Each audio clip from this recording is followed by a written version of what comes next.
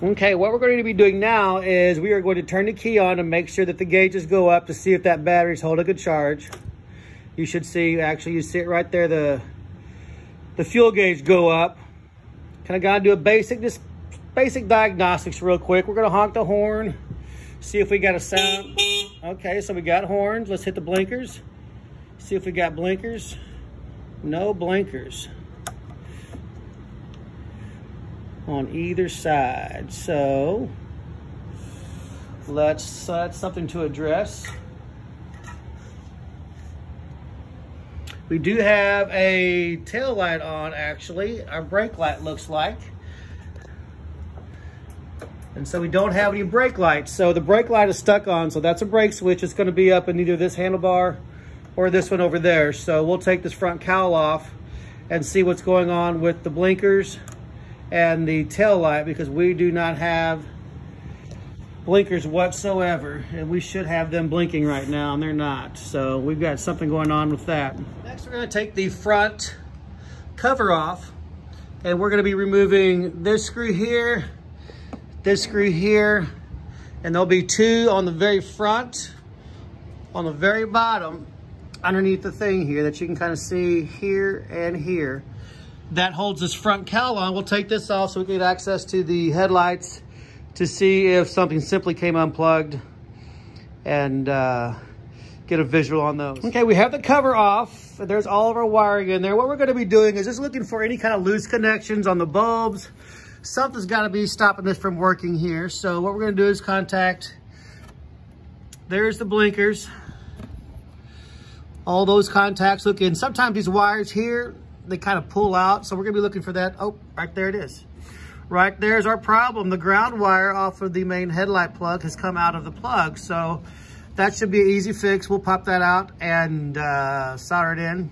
And we might even just bypass the plug altogether if it's a hard time getting that plug out. But we will hook that up and try this thing again. Okay, we're gonna try to get this plug undone. Inside of this, there's 4 pins. If you take a pick and go right on the very top of this and push that in, you might be able to push that tab down, which that just popped in. Now we can literally push the tab out, and it's coming out the back here, and we can pull it out. So we just have that little tab right there, and we're going to open this up, put it back on the wire, and push it back in. When we push it back in, we have to make sure that we take this tab right there and bend it out so it clicks back into it. Okay, we got that crimp back on, and then we've got the little tab bent out. Now it's ready to slide in the back of that. Inside the back of this, you will see a little groove on the very top. That notch goes into that groove, and just push that forward and it should click right on in. Okay, we started the bike and turned the headlights on, and now we have headlights. We have high beam, low beam. So that switch works. Everything seems to be working now, and we should be able to turn the headlight off with this switch over here now, and they are on. And the headlights work. That simple ground wire was all it was. So when you're messing with Chinese stuff especially, always check the plug, because it's very common for those wires to come undone like that. And that's a huge part of the electrical system. All right, so we got the headlights fixed, but we still do not have any blinkers. So we checked the contact up here at the blinker flasher, which is this right here. That's your flasher, and that's your plug for it. It's a 3-wire plug. They're all plugged in. I did unplug it, plug it back in. It's making good contact, but we still don't have any blinkers whatsoever. So that means it's probably up here in either in the switch or in the plug that's going to be underneath here. We're going to address that at the same time, because our brake light is still on all the time. We don't have a regular tail light and no brake light. So there's a brake switch on both brake levers that we're going to be checking, or the plug may have come undone, or a contact might be touching each other. So we're going to take this whole entire cowl apart. Got a screw here, a screw right there. So take those 2 screws out, and this whole back part on both sides, and this will split apart. So that's what we're going to do right now, and then once we get it open, we will address the electrical contacts. All right, we have all the screws off, but this back is being a little more difficult to take off. So sometimes you just want to take a screwdriver and just kind of wedge it up in between here until that pops out. We'll do the same thing on this particular side. It's a flat blade. It doesn't take a lot of pressure, just a little wiggling. There's a little tab in there that's right there that you can kind of see. right here, and there's a little nipple on the other side of that goes into. So that's kind of what you're going to be prying on, is right there. And just simply pry that down and that whole back will pop off. At this point, we can take the whole back off, and then we have access to our plugs. I can see there's probably a problem right there because there's an open ground wire. But we will take a look at this and see what's going on. Well, there's all of our blinker wires too. So we got to figure out what's going on with why these blinkers are not hooked up, because these 4 wires right here are our blinkers. Those 4 wires right there are our blinker wires, and those are not plugged in. So let's see what's going on, and we'll go from there. Some of these scooters actually come with blinker mirrors. So those extra blinker wires up there might be for those. This particular one does not, but what I'm going to do is try to get up in here with a pair of snips and basically just cut this zip tie right here so I can get access to all these wires, separate them, and check out all the plugs, make sure there's no broken wires, or just like the last one where a tab pops out the back of the plug. Plugs out of here. These 2 plugs here go to your control module, and as I moved it, tried to unseparate it, these 2 things just literally came apart. So when I look inside of the plug, you can kind of see how that one in the middle, top middle, is bent over to the right. So I would think that's probably our problem. Again, all these Chinese stuff, the quality control is not the best. It's all fairly easy fixes. So we're going to straighten that plug up, plug it in, and see what happens. So we straightened that plug and got it plugged in. When you plug these things in, make sure that clips in all the way. This head was hard to snap in, so that's probably what happened initially. It felt like it was snapped in, but it was not. So we're gonna turn this thing on and see if we have blinkers now. Let's kick it on this way. I don't hear anything. Oh, but they're blinking. Normally you can kind of hear it, but it is silent. So we've got back. No rear blinkers, but we've got front blinkers. Let's click it on this side. That's probably the reason. Maybe you have a bad bulb. Now the black one is working on the other side, and the front one is working on the right side, but we still do not have one blinker on the rear left. Still no blinker. So we're gonna pop that lens off here, or actually just check the contact behind it first, and then see what's going on with it. So I follow the wires back from the other blinker, which is right here, and it goes back to this cluster, and you pull the wires out, and you can see clear as day that's your blinker wire not plugged in. Welcome to Chinese scooters and buying stuff online. So we'll hook that back up, and I'm sure that we will be just fine. I just got to find out where the original line is, that's not plugged into. Right there it is. So the whole line itself was not even plugged in.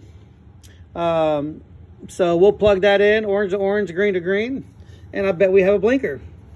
All right, so we have all the wires hooked up, the green to green, orange to orange. We do have the blinker switch on, so now we're gonna go back over here behind the back, and now we have blinkers. So all 4 blinkers are working now, horns working, headlights are working, high beam, low beam. The only thing we have is the brake light is still on. So that is what we're on to. Wires are all going to be a black wire and then the green with the yellow. So these are your 2 power wires right here, and you've got your 2 ground wires on the black. So what we're going to do is we're going to unhook one of those wires and see if the light goes out. If the light goes out, then that will determine which side is bad on the brake switch. So we're simply going to unplug this wire right there. Now we come back here to the back, and we have no brake light. So if we plug it back in, well, I saw a spark there, so we've got power to it. Now we've got brake light back on again. So let me see if I can get a good picture of this and do this at the same time. So yeah, so it's definitely on the right-hand side here. So we're gonna pop that brake switch off and see what's going on with it. It's definitely the right-hand side brake switch. As you can kind of look back here, on the bottom of your master cylinder where your lever is, there's actually a pressure switch. You've got 2 wires going to it right there. Now there's a little plunger that goes in and out with your lever. As that moves in, it pushes in there. You can hear it click, but it's obviously not turning it on and off. So we're going to take the master cylinder off and turn it around and take that brake switch off and replace it. All right, so we had the master cylinder off, and this is your brake switch right here. So what we're going to be doing is just taking this screw out.